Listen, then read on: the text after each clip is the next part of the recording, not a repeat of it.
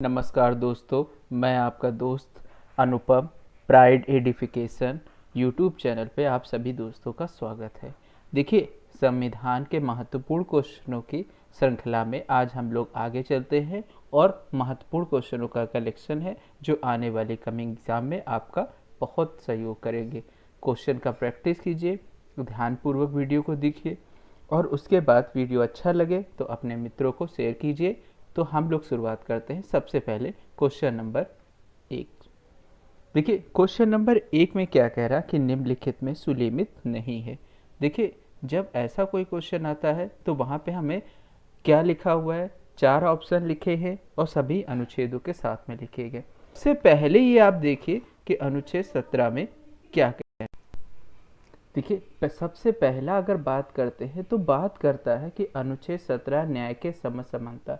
देखिए, न्याय के समसमानता की बात करता है तो सबसे पहला हमारा अनुच्छेद 14 ही हो जाता है, विधि के समसमानता। ठीक है, तो ये इस तरह से अनुच्छेद 17 वाला क्वेश्चन गलत हो जाता है, तो ये वाला ऑप्शन गलत है। अगला अनुच्छेद 78 में क्या कहता है कि संसद का गठन, बिल्कुल सही ऑप्शन है कि संसद का गठन संविधान के अनुच्छेद 78 में कहा गया।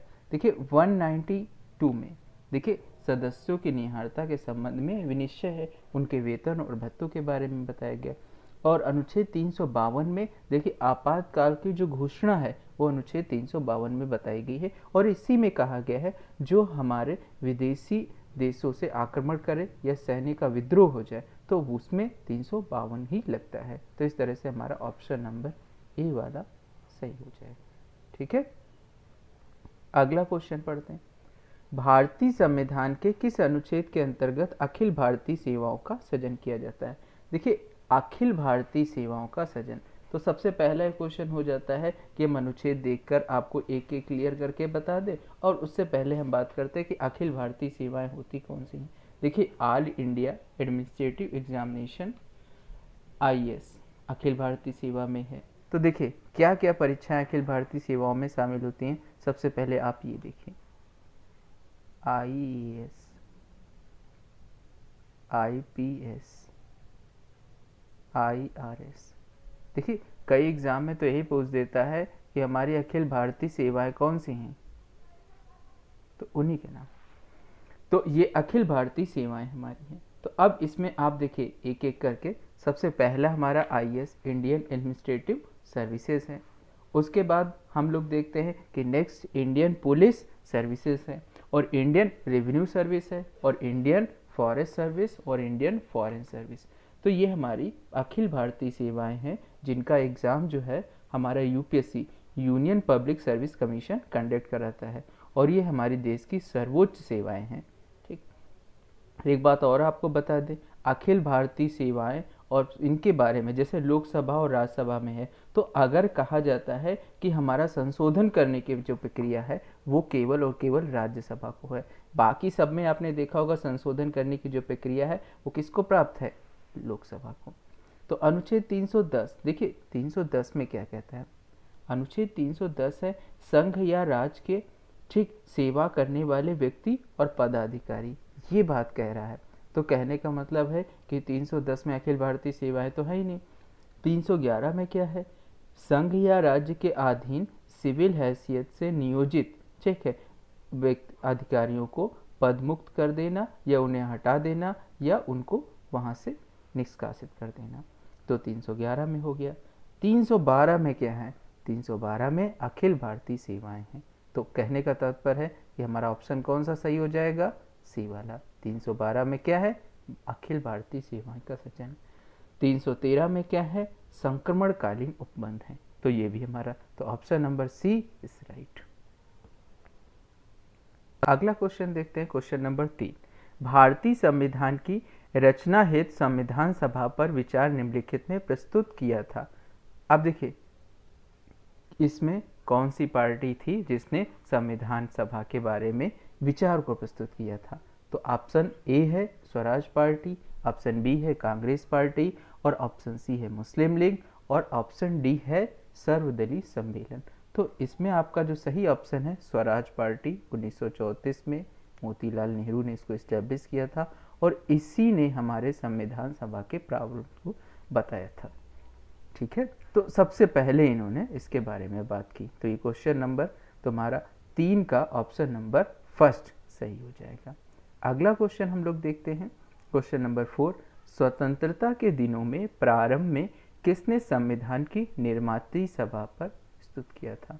तो देखिए, निर्मात्री सभा के बारे में अगर बात करें तो एम.एन. रॉय नहीं है, बी.आर. अम्बेडकर संविधान की प्रारूप समिति के थे, एनी बेसेंट कांग्रेस की पहली अध्यक्ष थी, और जवाहरलाल नेहरू संविधान की निर्मात्री सभा के प्रस्तुत करने के बारे में बात की। ठीक, हम आपको बता दें, कई बार कहते थे कि संविधान सभा का निर्माण तो कैबिनेट मिशन योजना के तहत हुआ, लेकिन क्रिप्स मिशन इसके पहले 1942 में आया था और संविधान का शुरुआत वहीं से हम लोग मानते हैं। ठीक है, क्वेश्चन नंबर 5 की ओर चलते हैं। केंद्र में कौन सा एक्ट द्विसदनी विधायिका लाया? देखिए, द्विसदनी शासन व्यवस्था केंद्र में कौन लेकर आया? तो कहने का मतलब है हमारे यहाँ पे एक्ट दिए गए 1961, 1917, 1919 और 1915। तो देखिए, पहले कहने का मतलब है 4 ऑप्शन दिए गए और सब एक जैसे एक्ट दिए गए हैं। तो अगर हम लोग इसमें से सही ऑप्शन की बात करते हैं तो देखिए 1961 में कोई एक्ट ही नहीं हुआ तो गलत हो गया, ना 1917 को कोई एक्ट पढ़ा गया है और ना ही 1915। एक ही एक्ट हम लोग पढ़े हैं जो 1919 का है। अब इस एक्ट का नाम क्या है? देखिए, ये एक्ट 1919 का था और इसका नाम था मॉन्टेग्यू। कई बार एग्जाम में भी पूछा जाता है, महत्वपूर्ण क्वेश्चन है। चेम्सफोर्ड, और इसको इसलिए नाम से उसमें लास्ट में सुधार भी जोड़ा गया क्योंकि रिमूव सुधार, मॉन्टेग्यू चेम्सफोर्ड सुधार। ठीक, अब इसमें क्या था? इन्होंने इस एक्ट में जो बात बताई कि प्रांतों में दोहरी सरकार, द्विसदनी, कहाँ पे? जो प्रांत होते थे वो प्रांतों में दोहरी सरकार की व्यवस्था को लेकर आए थे, इसीलिए हमारा 1919 का एक्ट वेरीफाई करता है। ठीक है, अगले प्रश्न की ओर चलते हैं कि उच्च न्यायालय में सेवानिवृत्त जजों की पेंशन कहाँ से दी जाती है? देखिए, हमारे जितने भी उच्च न्यायालय के न्यायाधीश हैं, जब वो सेवानिवृत्त हो जाते हैं तो देखिए, न्यायाधीशों का वेतन जहाँ से दिया जाता है वहीं से सेवानिवृत्त न्यायाधीशों का वेतन दिया जाता है। अब देखिए, भारत की संचित निधि पहला ऑप्शन है, राज्य की संचित निधि या उसके अंतिम विभिन्न संचित निधियों से, ठीक है, और भारत की आकस्मिक निधि से। देखिए, पहली चीज़ है संचित निधि और देखिए, जब भी बात किया जाए तो ये देखिए, बी ऑप्शन तो पूरी तरह गलत, सी ऑप्शन भी गलत हो गया। देखिए, आकस्मिक निधि और संचित निधि में क्या अंतर है ये समझ लीजिए, आपका क्वेश्चन का ऑप्शन सही हो जाएगा। आकस्मिक निधि का मतलब होता है जब हमारे यहाँ कोई भी ऐसी कैजुअलिटी या इमरजेंसी उत्पन्न होती है तभी यूज की जाती है, तो ये गलत हो गया। ठीक, तो संचित निधि जो है कंसोलिडेटेड फंड है। देखिए, संचित निधि या जो तुम्हारा आपका कई बार कहा जाता है कंसोलिडेटेड फंड, यही कंसोलिडेटेड फंड के ही माध्यम से हम क्या करते हैं, सबको देते हैं। ठीक, अब कंसोलिडेटेड फंड जो है वो कॉन्स्टिट्यूशन में दिया गया है। अब कॉन्स्टिट्यूशन में कौन सा आर्टिकल है जो कंसोलिडेटेड फंड को डिफाइन करता है? तो 226 और 226 के सब क्लास 1 में बताया गया है कि न्यायाधीशों के वेतन के बारे में और प्रावधान है। ठीक, तो इसलिए कौन सा ऑप्शन आपका सही हो जाएगा? First option, A option is right. Question number 7, राज्य में धन विधेयक प्रस्तुत किया जा सकता है। देखिए, धन विधेयक की बात करते हैं तो देखिए, धन विधेयक मनी बिल होता है, और देखिए धन विधेयक को जो परिभाषित किया गया है, देखिए राज्य में अलग परिभाषित किया गया है। ठीक है, और आपका देखिए यहाँ पे क्या हो जाता है कि जब राज्यों की बात होता है तो राज्य में क्या होता है, दोनों सदनों में, दोनों सदन में परस्पर, केवल विधानसभा में और केवल उच्च सदन में। तो कहने का मतलब होता है कि चाहे वो लोकसभा में हो चाहे राज्य में हो, ठीक है, अगर धन विधेयक की बात करें तो अगर हमारा संसद में है तो लोकसभा में और राज्यों में है तो केवल विधानसभा में, तो सी ऑप्शन सही हो जाएगा। ठीक, तो ये याद रखिएगा, क्वेश्चन कई बार गलत हो जाता है क्योंकि देखिए जहाँ पे जो सरकार होती है वही विधेयक को ला सकती है और वही विधेयक को प्रस्तुत कर सकती है। तो राज्य की अगर बात करें तो राज्य में धन विधेयक का जो प्रावधान है वो इसी के माध्यम से होता है। ठीक है, अब देखिए यहाँ पे अगर बात करते हैं हम लोग अनुच्छेद ले लेते हैं, तो देखिए देश में अगर हम बात करें कि लोकसभा में, तो लोकसभा में अनुच्छेद 110 में धन विधेयक का प्रावधान है, ठीक है। और अगर राज्यों की बात करें कि धन विधेयक को परिभाषित किस में किया गया है, तो अनुच्छेद 199।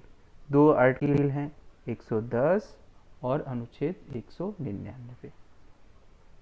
ये राज्यों के लिए है और ये केंद्र के लिए, ठीक है। चलिए, तो क्वेश्चन नंबर 7 भी आपका संपूर्ण हो गया। क्वेश्चन नंबर 8, अनुच्छेद 24 के अनुसार, देखिए अब अनुच्छेद 24 में है क्या, सबसे पहले डिफाइन कर लीजिए कि अनुच्छेद 24 किस चीज बात को बात करता है और क्या कहता है अनुच्छेद 24। देखिए, मानव के दुर्व्यवहार और बलात्कार श्रम को प्रतिषेध करता है, ये अनुच्छेद 24 कहता है, ठीक है।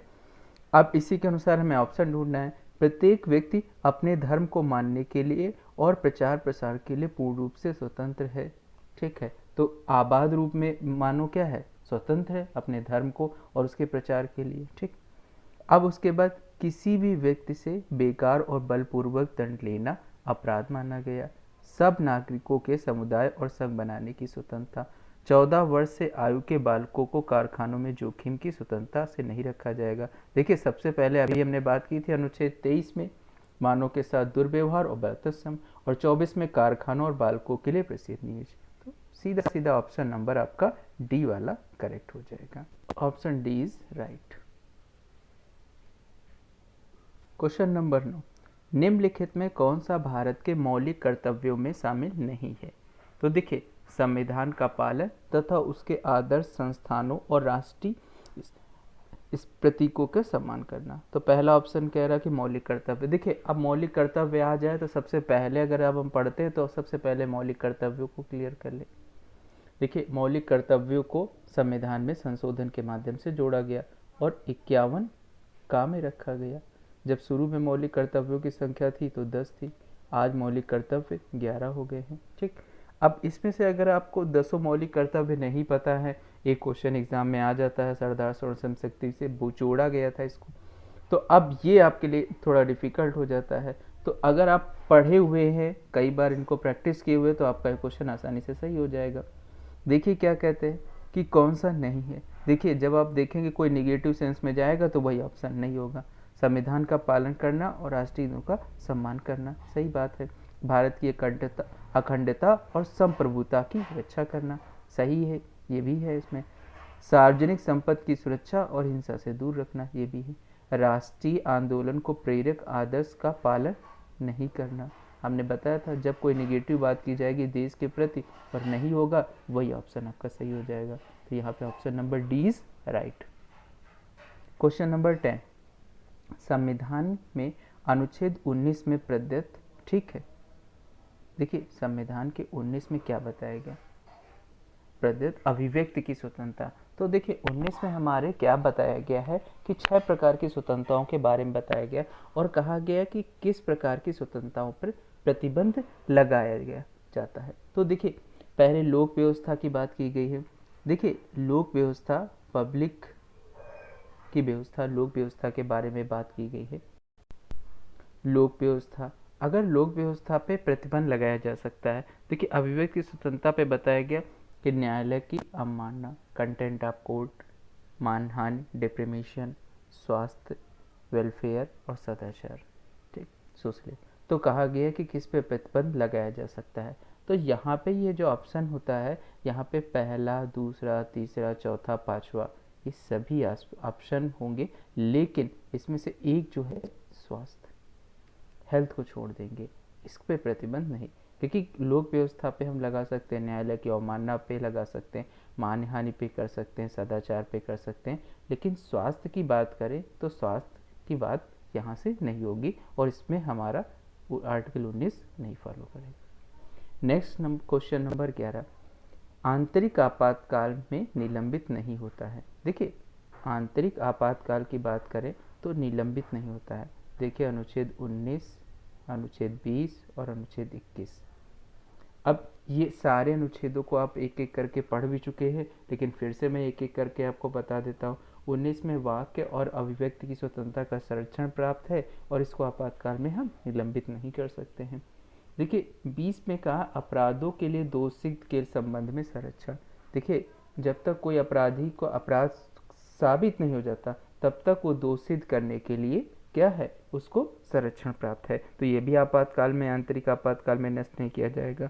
और अनुच्छेद 21 तो आपको पता है बहुत ही ब्रॉड है, क्योंकि उसमें क्या है, प्राण एवं दैहिक स्वतंत्रता, लाइफ टू पर्सन लिबर्टी। तो यहाँ पे क्या हो जाएगा, 11 वाले क्वेश्चन में ये तीनों ऑप्शन सही हो जाएंगे। तो C is right option. Question number 12, भारतीय नागरिकों के साथ साथ विदेशी नागरिकों को कौन सा अधिकार दिया गया है।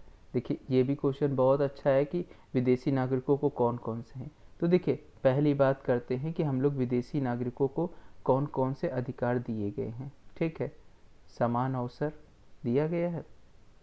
देखिए यहाँ पे अगर बात करते हैं विदेशी नागरिकों को, तो हम लोग विदेशी नागरिकों में सबसे पहले ऑप्शन है समान अवसर, अल्पसंख्यक माइनॉरिटीज़, कानून से पहले की समानता, उचित प्रबंधन के लिए स्वतंत्रता, लेकिन भाषा की सुरक्षा। देखिए हम विदेशी नागरिकों को भाषा की सुरक्षा का अधिकार क्यों देंगे, तो बस option number D is right. सब कुछ दे सकते हैं, समान अवसर देंगे, अल्पसंख्यक हैं वो भी हम उनको देंगे, कानून में पहले समानता, उचित उनका प्रबंधन की स्वतंत्रता, लेकिन लैंग्वेज की छूट नहीं देंगे कि उनकी लैंग्वेज को हम अपनी कंट्री में अडॉप्ट करें। क्वेश्चन नंबर 13, इनमें से कौन सा संस्थान संविधान में मौलिक अधिकारों का दायरा का विस्तार और बढ़ा सकता है। जब मौलिक अधिकारों की बात करें और विस्तार के बारे, पहला ऑप्शन है, देखिए फर्स्ट नंबर पे भारत के राष्ट्रपति, सुप्रीम कोर्ट, हाई कोर्ट, संसद और राष्ट्रीय मानवाधिकार। तो यहाँ पे बात क्या कर रहा है, मौलिक अधिकारों का दायरा को विस्तृत और बढ़ाया जा सकता है। तो देखिए हम ऑप्शन को लेते हैं, भारत के राष्ट्रपति हो सकता है, नहीं, सुप्रीम कोर्ट हो सकता है, हाई कोर्ट हो सकता है, संसद नहीं, राष्ट्रीय मानवाधिकार हो सकता है। कहने का मतलब है ये तीनों हमारे कोर्ट हैं और कोर्टों के माध्यम से हम कर सकते हैं। तो इसमें हमारा ऑप्शन 2, 3, 4 मतलब बी वाला ऑप्शन सही हो जाएगा। संसद और राष्ट्रपति इसका पार्ट नहीं होंगे। क्वेश्चन नंबर 14, भारतीय संविधान में कुल कितने प्रकार के संशोधन हैं। तो देखिए अगर जैसे हमको संशोधन की बात करते हैं तो भारतीय संविधान में हम लोग भाग 20 में, ठीक है, और अनुच्छेद हमारा कौन सा है 368 में हम लोग 3 प्रकार के संशोधन कर सकते हैं।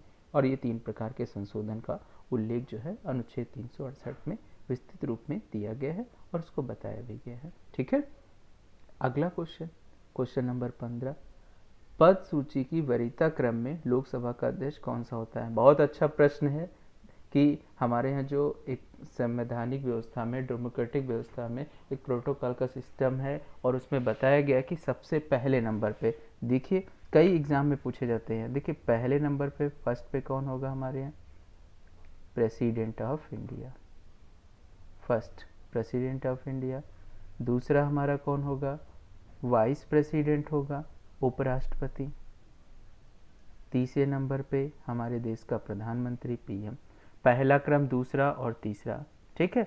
अब उसके बाद चौथे नंबर पे अगर हम लोग बात करते हैं तो चौथे नंबर पे वरीयता क्रम में गवर्नर होते हैं, राज्यों के जो गवर्नर होते हैं वो चौथे नंबर पर होते हैं। पांचवें नंबर पे फॉर्मर प्रेसिडेंट, जो हमारे पूर्व में राष्ट्रपति हैं, उनका पांचवें क्रम में है, ठीक। छठे नंबर पे देखिए अब आ गया 6 नंबर के महत्वपूर्ण है कि 6 नंबर पे CJI, chief justice of India, और लोकसभा का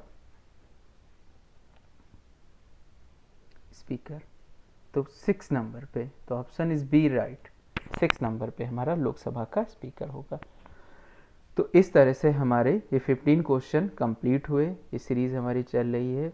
अच्छा, हमारे प्राइड एडिफिकेशन यूट्यूब चैनल पे सभी टीम वर्क अच्छा काम कर रहे हैं, स्पेशली गौरव सर काफ़ी मेहनत कर रहे हैं अच्छे क्वेश्चन पे कलेक्शन करने पे और उनको अच्छा देने के लिए। तो आई होप आप लोग इस चैनल को लाइक कीजिए, सब्सक्राइब कीजिए, ज़्यादा से ज़्यादा हमारे व्यूअर बढ़ाइए जिससे हम लोग और अच्छे वीडियो बना सके।